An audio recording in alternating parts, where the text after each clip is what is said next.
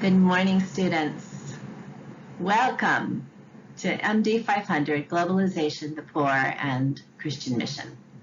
This is a brief course overview.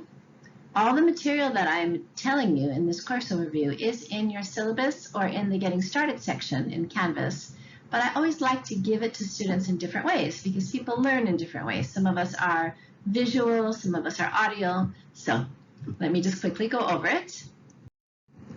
First of all, these are the goals of this course, that we want students to gain an understanding of the historical roots and contemporary expressions of globalization, a multifaceted appreciation for the complexity and paradoxical nature of the globalization debate as it affects poor people and the global Christian church, greater capacity to think theologically and missiologically about globalization and poverty, and an understanding of the impact of globalization and global institutions on people in poverty and the Christian responsibility toward them.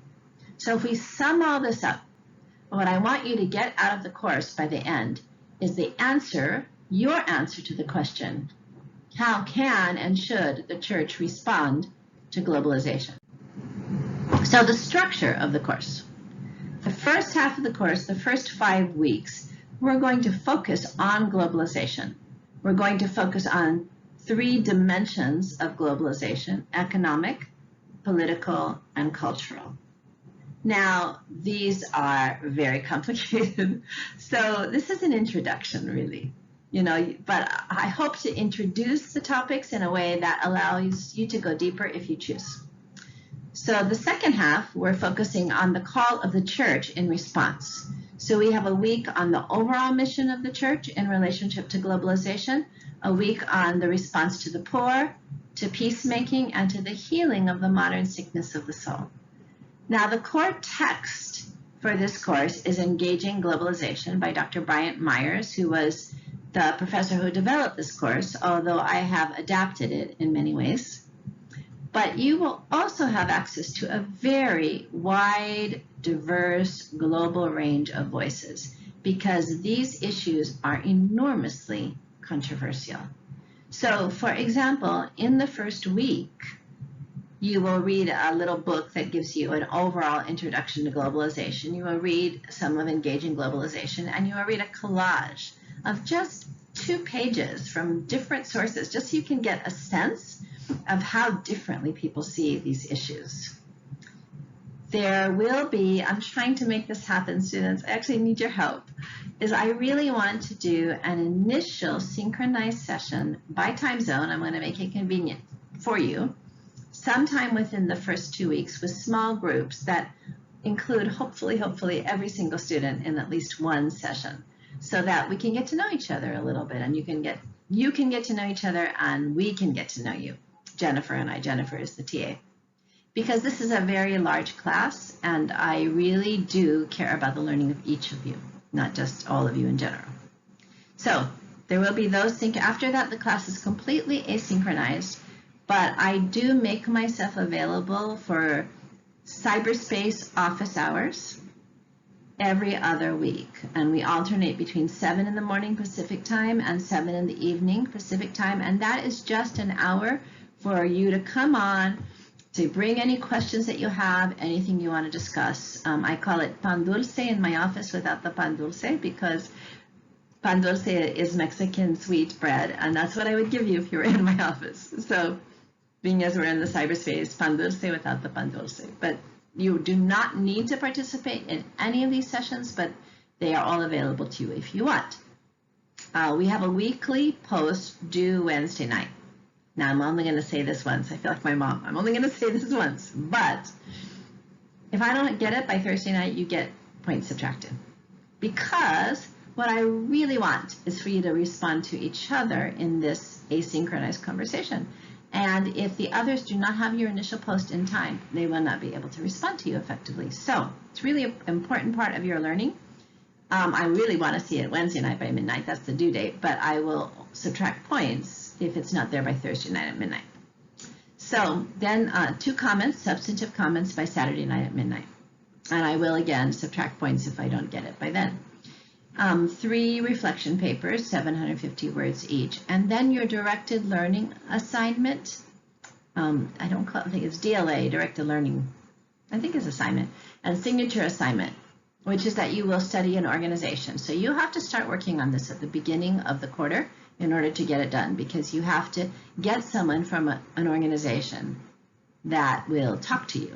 And that's not always simple. And you'll have to, and I will be available to help you if you have trouble identifying and getting in touch with an organization. But that is a core part of the learning in this course. So every Friday morning, Jennifer or I will do a summary response to the themes and the questions raised in your small group. So we're doing one for each small group, asynchronized small group, and you can depend on that. And then we will grade you Sunday morning. We will only make comments on the grade if you're really missing a key concept and we need to call it to your attention, or if you have done something absolutely wonderful and we just want you to know that, something really original and interesting. But if you've just done good, solid work, we probably won't say anything. So just so that you know. Teaching philosophy. I really believe in applied knowledge, particularly in the arena of missions. This is a seminary, not a graduate school, not a secular graduate school. And so we are about, in my perspective, of equipping you for mission and ministry. So it's always a plus if you include a reflection on either your current or your past or your future mission and ministry in anything that you do in this class, because this is my goal, is always for you to apply this information, not just to get abstract information. I once had an undergraduate student, when I used to teach undergraduate, he got really angry at me, and he said, you're supposed to be here to give us information, not to change us. So I think that seminary is about changing us. It's about helping us to conform more and more to the image of God and to into the imitation of our Lord and Savior Jesus Christ. So yes, this is applied knowledge, and it's integrated. Integrated means that we really want to integrate faith and knowledge. So we really want to grow in our capacity to discern the movement of the Spirit more clearly throughout the course. So, of course, we are about both knowledge and wisdom. I want you to see the big picture so that you can find your place in it. I want to be personal, pastoral, and I want the class to learn communally. So what do I mean by that? Personal means you can arrange a Zoom meeting with me anytime. Best to arrange it through my personal email or through Canvas. You'll have all of that in the syllabus. You can also text me if there's an emergency and I give you my phone number. But I really am about the growth of each person and the learning of each person in this course. So take it if you want it, but it's available to you. Then I've been a pastor for 34 years now. I've been a professor for 15. So I am a pastor first and foremost. So if you are going through things in your life that make it hard for you to complete an assignment, I support you. I will be compassionate and flexible, but you do need to tell me. Communal. There are amazing people that go to the school. I'm sure you already know that. People with immense experience, with really important experience. So I want you to learn from each other. Why would you only learn from me? Learn from each other. So I want to create a context where that happens. Indispensable is the new buzzword at Fuller for our education. I take it very seriously. This education needs to be indispensable to you, meaning your education belongs to you, not to me. There are a couple of immediate implications of that. The first one is I am not a grammar critic. I will not critique your writing style. That's not my job. If your writing style makes it really hard to understand what you're saying, I might challenge you on that. I might suggest you go to the Writing Center, because I do need to understand what you're saying. But apart from that, your education is your own. You're an adult. Secondly, if you don't like an assignment, you are welcome to say to me, look, I don't want to study this kind of organization. I want to study this kind of organization. And let's have a conversation about it. Again, your education belongs to you. Then just 3 basics about my teaching philosophy.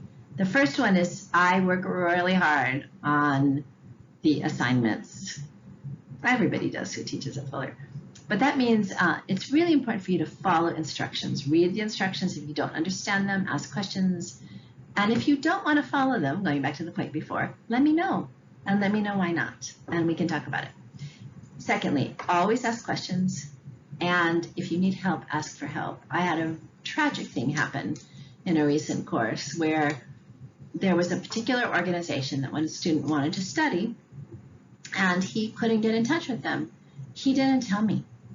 He just turned in a paper without having gotten in touch with the organization. Well, 2 other students in the same course were studying the same organization, and they did get in touch with me and ask for help, and I got them an interview. I could have done the same thing with him. He just didn't ask for help. So please, if you're struggling with anything, ask me for help. I will do what I can. Lastly, controversial conversations in this class. Please feel free to disagree, but show that you've paid attention. Don't just disagree, make a case. I do want to warn you that the books will be, depending on your position, some of the books will be offensive to you. But that's how we learn, that's what I believe. I do believe in safe spaces, but I also believe in brave spaces. I believe that the learning process involves struggling with voices that have an important influence that you don't agree with. So I'm just warning you ahead of time that that's where I stand on that.